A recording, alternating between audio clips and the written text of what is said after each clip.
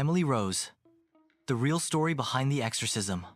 Dark background, whispering winds.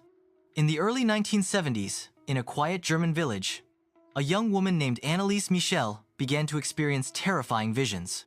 Raised in a deeply religious family, Anneliese believed she was possessed by demonic forces.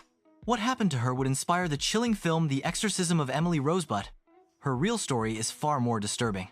Photos of Anneliese, 1970s Germany.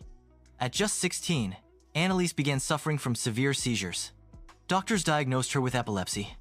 But as time passed, the medication didn't help. Instead, her condition worsened.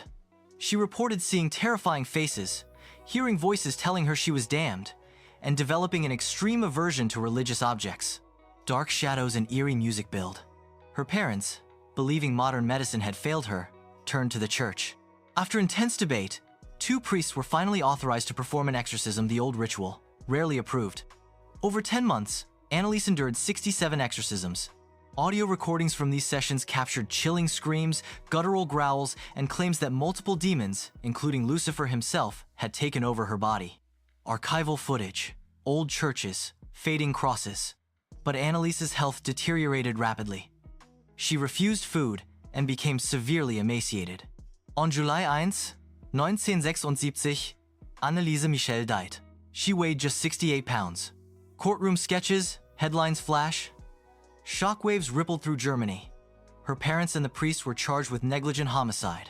In a sensational trial, the defense argued that Anneliese had willingly suffered to atone for the sins of others.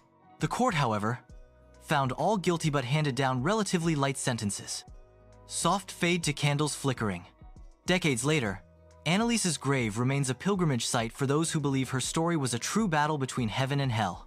Skeptics call it a tragedy of untreated mental illness. Believers see it as proof that evil walks among us. Final words. Echoing voice. Was Anneliese Michel truly possessed? Or was she a victim of her time and faith? One thing is certain. Her story continues to haunt us, blurring the line between science and the supernatural. End screen. If you love haunting true stories, make sure to like, share, and subscribe to the Story Vault for more chilling tales.